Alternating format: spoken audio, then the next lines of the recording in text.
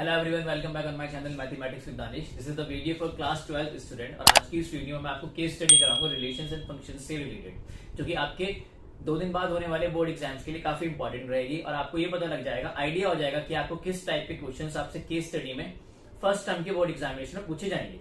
तो स्टार्ट करते हैं आज की इस वीडियो।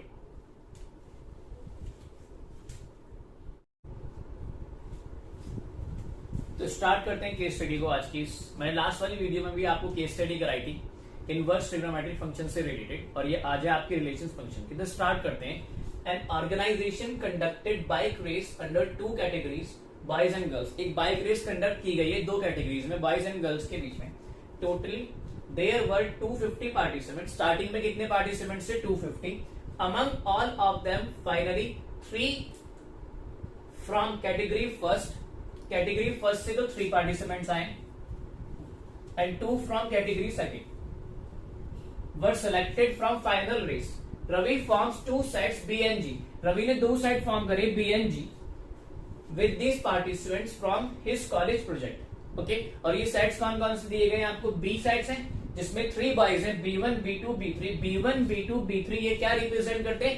ये नंबर ऑफ बॉयज को रिप्रेजेंट करते हैं। और जी सेट में G1 G2 है, ये क्या रिप्रेजेंट करते हैं? नंबर ऑफ गर्ल्स को रिप्रेजेंट करते हैं। और ये सिलेक्टेड पार्टिसिपेंट्स हैं जो ओरिजिनल पार्टिसिपेंट 250 थे। ठीक है, 2 कैटेगरीज में डिवाइड किया गया था रेस को, बॉयज एंड गर्ल्स में। उसके बाद क्वेश्चन नंबर फर्स्ट आपको दिया गया है, Ravi wishes to form all the relations possible from B to G। ठीक है, रवि क्या फॉर्म करना चाहता है? B to G में नंबर ऑफ रिलेशंस फॉर्म करना चाहता है। How many such relations are possible? इस टाइप के कितने रिलेशंस क्या हो सकते हैं? फॉर्म हो सकते हैं। आप सभी को पता है कि जो आपका रिलेशन होता है वो 2 साइड्स के बीच में जो प्रोडक्ट होता है उसका सबसेट होता है। वी ऑल नो कि रिलेशन आर जो होता है वो सबसेट होता है किसका? A क्रॉस B का। ठीक है, यहाँ पे A एंड B की प्लेस पे आपको 2 सेट्स दिए गए हैं। इस सेट में कितने एलिमेंट है? 3, और इस सेट में कितने एलिमेंट्स है? 2। दोनों में टोटल नंबर ऑफ एलिमेंट्स कितने हो जाएंगे? 3 मल्टीप्लाई बाय 2 6 आ जाएंगे। और इनकी हेल्प से नंबर ऑफ रिलेशन जो फाइंड आउट करने का फॉर्मूला होता है वो होता है 2 raised to the power p3। p क्या है? Number of element in set A, और q क्या होता है? Number of element in set Q। इन दोनों का प्रोडक्ट निकालना है, वो कितना आ गया? 6, and your answer will be 2 raised to the power 6। इतने टाइप के रिलेशंस पॉसिबल है। कहां से का? B to G सेट में। तो which option is correct? Option number first is correct. ठीक है, बस आपको इस फॉर्मूले को याद रखना है। P क्या रिप्रेजेंट करता है? Number of elements in set A, और Q क्या रिप्रेजेंट करता है? Number of element in set G। दोनों का प्रोडक्ट कितना हो गया? 3 2 6। Number of relation will be 2 raised to the power 6। Okay everyone, उसके बाद बात करते हैं सेकंड क्वेश्चन की। Ravi wants to know among these relations how many functions can be form from B to G। Number of functions find out करने from B to G। अब एक function जो होता है आपका वो डिफाइन करते हैं हम, f is a function from set A to B। आप सभी को पता है कि B क्या होता है? कोडोमेन होता है। और ये A क्या होता है आपके पास? डोमेन होता है। ठीक है, सेट A को डोमेन बोलते हैं और सेट B को कोडोमेन बोलते हैं। तो number of functions find out करने का जो फॉर्मूला होता है वो होता है आपके पास codomain raise to the power domain. ये फॉर्मूला होता है codomain raise to the power domain. अगर आप फंक्शन फॉर्म करते हो कहां से? कहां? B to G के फॉर्म में। तो वो B to G से जो मैंने फंक्शन है वो ये ले लिया, ये लीजिएगा B to G। तो ये G सेट में जो एलिमेंट है वो कोडोमेन रिप्रेजेंट करेगा, और B सेट में जो एलिमेंट है वो क्या रिप्रेजेंट करते हैं? डोमेन रिप्रेजेंट करते हैं। तो given number of elements in codomain set 2 और number of elements in domain sets are 3। तो your answer will be 2 raised to the power 3। That is option number D.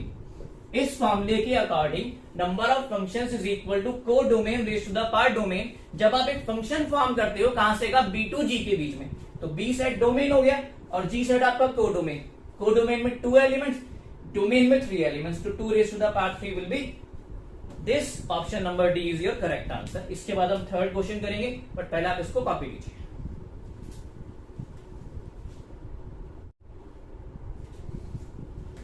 आएगा क्वेश्चन नंबर 3 रीड करते हैं। Let R from B to G be defined. आपने एक relation define किया गया है जो ऑर्डर्ड पेयर की फॉर्म में दिया गया, B1 G1 B2 G2 B3 G1। ठीक है, इसको यहाँ पे इन्होंने फंक्शन की फॉर्म में दिया गया है। मुझे बताना है कि जो फंक्शन दिया गया है B से G सेट के बीच में, whether it is injective, injective मतलब 1 1 फंक्शन, सब्जेक्टिव मतलब आपका onto function, neither surjective nor injective, bijective means both one one and onto. ठीक है, तो इसको आप किस वे में शो करोगे अपने एग्जाम में, उसका वे देखिएगा।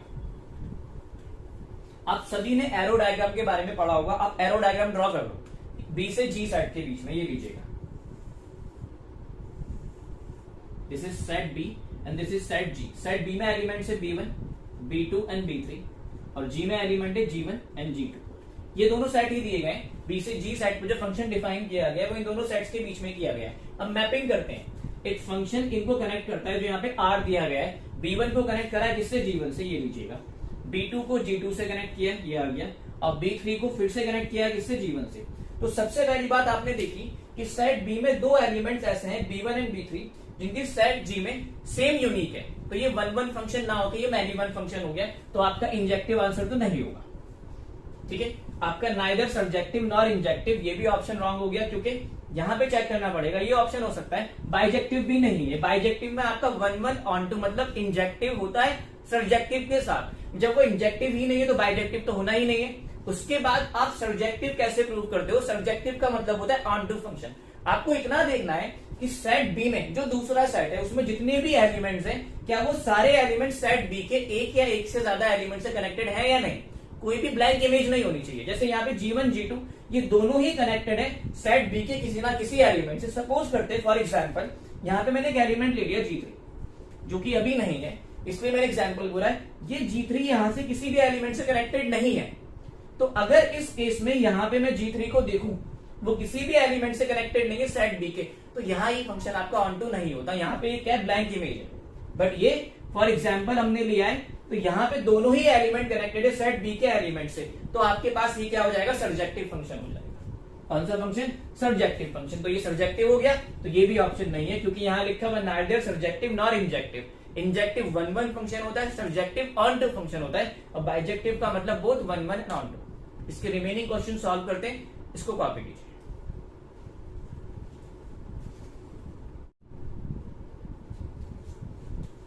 क्वेश्चन नंबर 4 सॉल्व करते हैं इसी केस स्टडी पे। That R be a relation from set B to set B be defined by R is the set of all ordered pair such that X and Y are students of same sex। एक relation define करके दिया गया है आपको set B से set B में, ठीक है। और रिलेशन में जो ऑर्डर्ड पेयर है उसकी जो एंट्रीज है उसमें रिलेशन क्या है, ये दोनों ही स्टूडेंट है और दोनों का ही सेक्स क्या है, सेम, या तो दोनों बॉयज होंगे या फिर दोनों क्या होंगे, गर्ल्स होंगे। इतना क्लियर। इसको चेक करना है weather it is equivalence reflexive, वो बात की बात है। आपको पता है इक्विवेलेंस रिलेशन जो होता है आपका वो तीन कंडीशन सेटिस्फाई करता है, रिफ्लेक्सिव, सिमेट्रिक एंड ट्रांजिटिव, और तीनों की ही कंडीशंस होती हैं। जैसे मैं बात करता हूं सबसे पहले रिफ्लेक्सिव की। हमने क्या करा, एक एलिमेंट लिया जो किसको बिलोंग करता है, बी से। एक एलिमेंट ले लेना है आपको जो किससे बिलोंग करता है, सेट बी से। ये मेथड होता है रिफ्लेक्सिविटी शो करने का। अब एक चीज आप देखो कि x, x जो होगा, मतलब अगर x बिलोंग करता है सेट बी को, जो भी जितने भी एलिमेंट सेट बी में है, x यहाँ पे इन जनरल किसी एक एलिमेंट को रिप्रेजेंट नहीं करता है, ये ओवरऑल सेट बी में जितने भी एलिमेंट्स हैं सबको रिप्रेजेंट करता है। फॉर ऑल x जो किसको बिलोंग करते हैं, सेट बी को, आप देखोगे कि x, x का ऑर्डर्ड पेयर किसमें होगा, R में। क्यों, क्योंकि यहाँ पे x स्टूडेंट है, वो जो x स्टूडेंट है अगर मैं उसका ऑर्डर्ड पेयर फॉर्म करता हूं उसी के साथ, तो दोनों का भी सेक्स तो सेम होगा ना। और ऐसे जितने भी स्टूडेंट हैं, हर दो स्टूडेंट जिनका सेम सेक्स होता है वो किसको बिलोंग करेंगे, रिलेशन R को। तो कहने का मतलब क्या है, x, x किसको बिलोंग करके, रिलेशन R को। तो भाई ये रिफ्लेक्सिव है, R इज रिफ्लेक्सिव।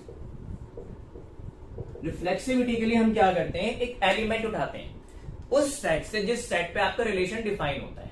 अगर उसका आइडेंटिटी रिलेशन आपने identity ordered pair, identity relation given relation में आपने दिखा दिया तो वो रिफ्लेक्सिव होता है। जैसे फॉर ऑल x, जितने भी x सेट B में है उनका कॉरस्पॉन्डिंग एवरी ऑर्डर्ड पेयर किस टाइप का, x, x, और x की यहाँ पे कैरेक्टरिस्टिक क्या है, इन दोनों का ही सेम सेक्स है। भाई एक स्टूडेंट, सपोज करते मैं ही स्टूडेंट हूं और मैं ऑर्डर्ड पेयर फॉर्म करता हूं खुद के साथ, तो मतलब मेरा और दूसरा जो दूसरा पर्सन है सेम मेरे टाइप का, उनका दोनों का सेक्स तो सेम है ना, तो हमारे टाइप का जो ऑर्डर्ड पेयर है वो किसको बिलोंग करेगा, रिलेशन R को। तो ये क्या हो गया, आपका रिफ्लेक्सिव हो गया। अब बात करते हैं किसके, सिमेट्रिक में। सिमेट्रिक में हम दो एलिमेंट लेके चलते हैं, फॉर ऑल x, y जो किसको बिलोंग करते हैं, सेट B को। एलिमेंट हमेशा सेट से लेने हैं, और दूसरी कंडीशन क्या लेके चलते हो, एंड एक्स कॉमा वाई जो किसको बिलोंग करता है, आर को। सिमेट्रिक में दो एलिमेंट लेके चलते हैं, एक ऑर्डर्ड पेयर लेके चलते हैं। आप एक चीज देखो, फॉर एवरी एक्स वाई जो किसको बिलोंग करता है, सेट बी को, एक ऑर्डर्ड पेयर है एक्स कॉमा वाई जो किसको बिलोंग करता है, आर को। इसका मतलब क्या है, एक्स एंड वाई का दोनों का सेम सेक्स है। अगर भाई एक्स कॉमा वाई का सेम सेक्स है तो वाई कॉमा एक्स का भी तो सेम सेक्स होगा ना। तो हम यहाँ पे क्या लिख सकते हैं, this imply y comma x belongs to R. ठीक है, दो स्टूडेंट है, student S1 and student S2, उन दोनों का सेम सेक्स है, तो भाई S2 का S1 के साथ भी तो सेम सेक्स होगा। तो ट्रांजिटिविटी, सिमेट्रिकनेस हम कैसे शो करते हैं, हर दो एलिमेंट लेते हैं, एक ऑर्डर्ड पेयर लेके चलते हैं। अगर आप x कॉमा वाई आर से लेके चलते हो तो आपको शो करके दिखाना होता है कि y कॉमा एक्स भी किसको बिलोंग करता है, आर को। तो ये ट्रांजिटिव हो गया। ठीक है, तो ये ट्रांजिटिव आपका सिमेट्रिक हो गया, सॉरी। ठीक है, तो यहां पे आपने देखा कि रिफ्लेक्सिव ओनली, ये तो फॉल्स हो गया। रिफ्लेक्सिव भी है, सिमेट्रिक भी है, ट्रांजिटिव अभी चेक कर लेंगे। रिफ्लेक्सिव है, ट्रांजिटिव बट नॉट सिमेट्रिक, ये भी रॉन्ग है।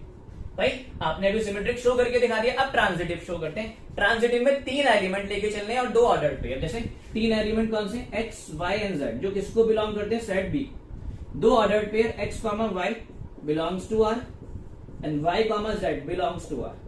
फिर से एलिमेंट सेट को बिलोंग करता है जिस पर रिलेशन डिफाइन होता है, ऑर्डर्ड पेयर रिलेशन को बिलोंग करते हैं। इसका क्या मतलब है, x comma y belongs to are.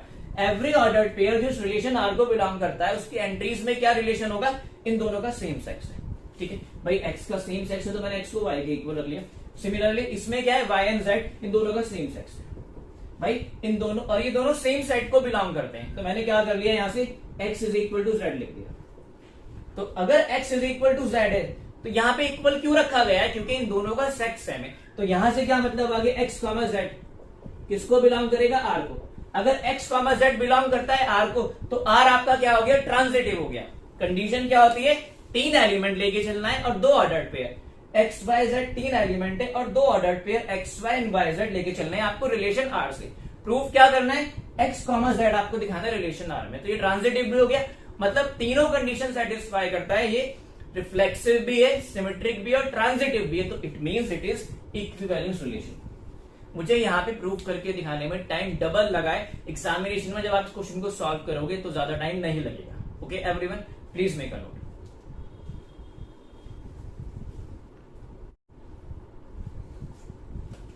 आइए लास्ट क्वेश्चन रीड करते हैं इस केस स्टडी का। Ravi wants to find the number of injective functions from B to G. B to G के बीच में नंबर ऑफ इंजेक्टिव फंक्शंस उसको फाइंड आउट करने हैं। How many numbers of injective functions are possible. आपको याद होगा जब हमने थर्ड पार्ट किया था तो उसमें हमें ये बताना था कि विच टाइप ऑफ फंक्शन, अगर आप फंक्शन फॉर्म करते हो, कहां से कहा, सेट एफ से एक फंक्शन फॉर्म करते हो एफ बी टू जी के बीच में, उसका आंसर आपका क्या आया था, many one function. Injective function नहीं है ये। इंजेक्टिव क्यों नहीं है, एक बार फिर एक्सप्लेन कर देता हूं मैं। आपने मैपिंग कर ली, सेट बी सेट जी में एक फंक्शन एफ है जो इनको कनेक्ट करता है। सेट बी में elements b1 b2 and b3 है और यहाँ g1 एंड g2 है। अब इनको कनेक्शन किस वे में किया गया है, जो ऑर्डर्ड पेयर दिया गया था। ठीक है, b1 को g1 से कनेक्ट किया था, b2 को g2 से कनेक्ट किया था, b3 को g1 से कनेक्ट किया था। तो आपने देखा था कि b1 और b3 जो है वो g1 से कनेक्टेड है, मतलब दो एलिमेंट सेट b में ऐसे हैं जिनकी सेम इमेज है। तो इस टाइप का फंक्शन मैनी वन फंक्शन होता है और वन वन नहीं होता। और वन वन फंक्शन को इंजेक्टिव फंक्शन फॉर्म करते हैं। तो given function is not injective और वन वन फंक्शन, तो यहाँ पे आंसर आपका कितना हो जाएगा, zero, not zero factorial, because zero factorial आपका वन होता है। ओके, सो ये था केस स्टडी किसका, किस पर बेस्ड रिलेशन एंड फंक्शन पे। आपको इसी टाइप का केस स्टडी 100% आपके बोर्ड एग्जाम जो होने वाला है 2 दिन बाद उसमें मिलने वाला है। ठीक है, आई होप कि ये वीडियो आपके लिए यूजफुल रही होगी। Thank you for watching my video.